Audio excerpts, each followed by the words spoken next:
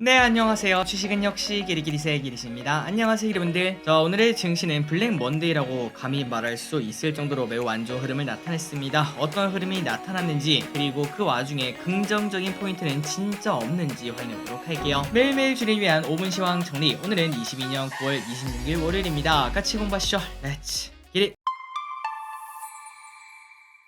오늘 코스피 3% 급락, 코스닥은 무려 5.07%나 하락하면서 야, 이렇게 하락해도 되나 싶을 정도로 크게 급락한 걸 확인할 수 있습니다. 그리고 오늘의 상승 종목은 코스피와 코스닥을 둘 다 합쳤는데 100개밖에 안 되는 진짜 말도 안 되는 흐름이 나오는 걸 확인할 수 있죠. 그러니까 만약에 기르분들이 이제 종목을 한 20개 정도 들고 있다. 그렇다면 그 중에 한 개 정도 오르는 장이었다 라고 생각할 정도로 매우 끔찍했다고 볼 수 있습니다. 하지만 그 와중에 조금 특이한 흐름이 나타난데요. 그게 뭔가 봤더니 바로 매동입니다. 코스피 매동을 보시면은 개인 매도, 외국인과 기관은 매수를 했고요. 그리고 코스닥도 마찬가지로 개인 또 매도, 외국인이란 기관이 또 크게 매수하는 걸 체크할 수 있습니다. 그러니까 오늘 하락은 외국인과 기관이 하방으로 밀어낸 게 아니라 반대 매매 때문에 하락폭이 꽤나 커졌겠구나라는 생각 충분히 해볼 수 있겠죠. 그리고 그 반대 매매가 나온다는 소식에 개인분들이 빠르게 손절한 물량도 있겠구나라는 생각 충분히 해볼 수 있습니다. 그리고 그 물량을 큰 금액은 아니지만 그래도 외국인과 기관이 다시 쓸어갔다는 거, 이 부분은 조금 의미가 있다고 볼 수 있겠죠. 그래서 결국 코스피의 월봉을 딱 봤더니 결국은 여기까지 왔습니다. 120월 선까지 내려오는 걸 확인할 수 있고, 장기적으로 봤을 때 코스피는 이제 코로나를 제외하고는 120월 선을 깬 적은 그렇게 많지 않았습니다. 그래서 결국은 우리가 그냥 딱 장기적, 아니 그냥 내년까지만 봤을 때 절대 이 가격이 고점일 확률은 매우 낮다고 생각을 해볼 수 있겠죠. 충분히 조정을 받았다라는 생각은 당연히 해볼 수 있을 것 같습니다. 다만 이 와중에 무서운 거는 결국 단기적 변동성인데, 우리가 그 하락폭이 얼마나 될지는 우리가 지금 당장 알 수는 없겠죠. 그렇기 때문에 결국 버틸 수밖에 없다라고 말씀드릴 수밖에 없습니다. 그리고 매동을 보시면은 아까 말씀드렸던 대로 개인은 오히려 매도, 외국인 기관 매수, 연기금은 800억이나 매도하는 걸 체크할 수 있습니다. 그렇다면 오늘 연기금 무엇을 사나봤더니 조금 특이하네요. 자, 연기금 또 해지를 해야 되긴 했나 봅니다. 인버스를 무려 1004억이나 매수하는 걸 확인할 수 있고, 그리고 엘젠솔, 고려아연,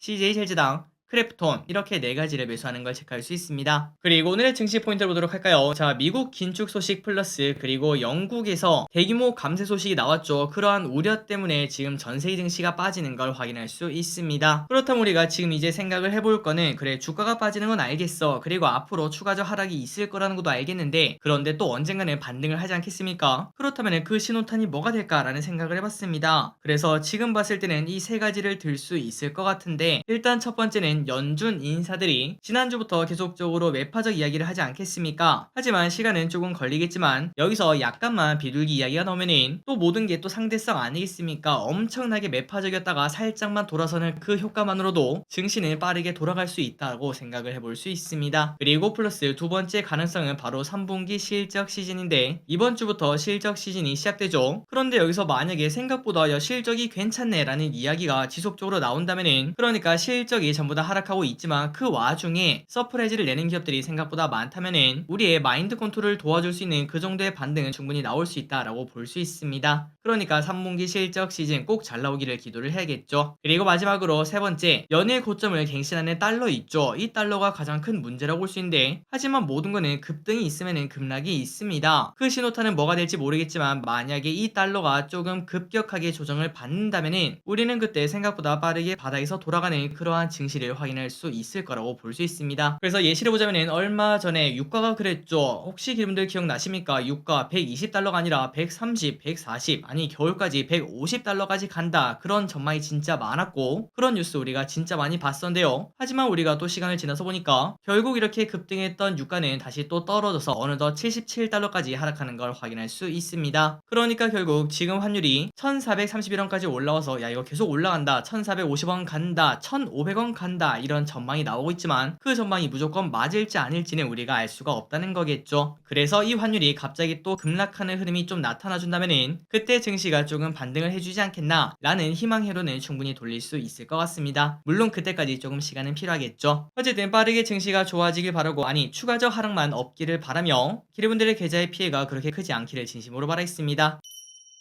그리고 아시아 증시는 오늘 전체적으로 나빴네요. 니케이 2.6% 하락, 상해 0.7% 하락, 항생 0.7% 하락. 그리고 금요일날 하락했던 미국 오늘 또 하락하고 있습니다. 0.8% 하락 중. 그리고 여기서 정말 특이한 흐름이 나왔습니다. 오늘의 선물 옵션. 자, 외국인이 무려 장 막판에 쭉 매수하면서 8,000원 매수로 마무리가 되었어요. 오늘 주가는 코스피가 3%, 코스닥이 5% 빠졌는데 조금은 정상적이지 않다. 외국인은 상방을 보는 거 아닐까라는 생각을 해볼 수 있고, 그리고 이 와중에 옵션도 정말 특이했습니다. 이런 금액은 저 기릿이 처음 보는 것 같은데, 콜옵션도 매도를 하긴 했지만 그런데 풋옵션을 진짜 말도 안 되는 금액을 매도를 때리는 걸 확인할 수 있죠. 참고로 풋옵션 매도는 주가가 추가적으로 하락하지 않을 거다라고 베팅을 하는 거라고 볼 수 있기 때문에 일단은 오늘 하루짜리 이 선물 옵션만 봤을 때는 조금 긍정적으로 볼 수 있지 않을까, 최소한 이제 추가적 하락은 없지 않을까라는 생각은 조심스럽게 볼 수 있습니다. 꼭 이러한 데이터가 그러한 결과를 만드는 증거가 되었으면 진심으로 좋겠습니다. 오늘의 쇼핑을 보도록 할까요? 개인, 레버리지, 코스닥 레버리지, LG노텍, 삼성전자 우, KB금융, 코덱스 200, 포스코홀딩스, 코스닥 150, LNF, LG엔솔, 오픈엣지 테크놀로지를 매수합니다. 그리고 외국인, 하나에어로스페이스, 하나솔루션, 포스코케미칼, SK텔레콤, 삼성전기, LG에너지솔루션, 에코프로, HMM, OCI, 한국전력, 한국항공우주를 매수하고 있습니다. 마지막으로 기관은 삼성전자, SK하이닉스, 네이버,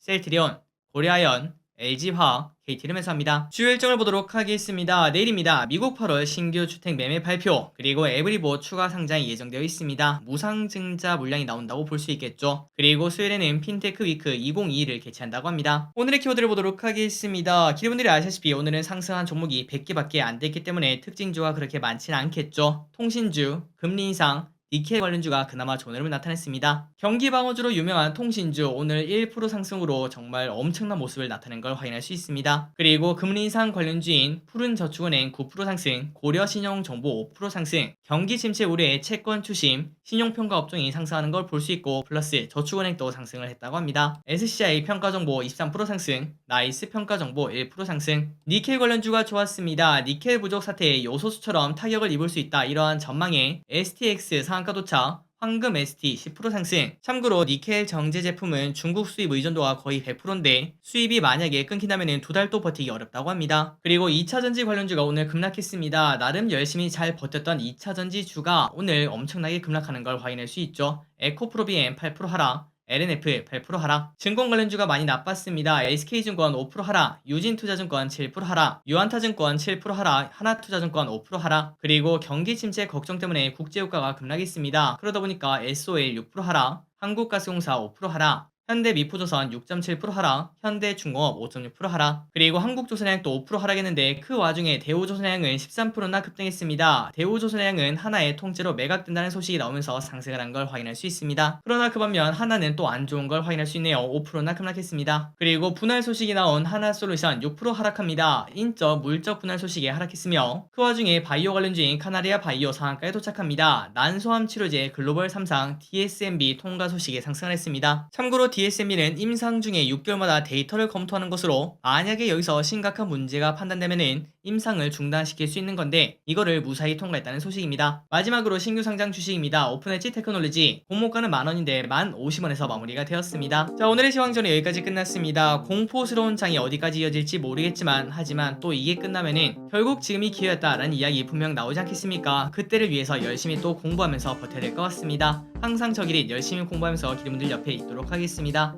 지금까지 기리셨습니다. 빠이요.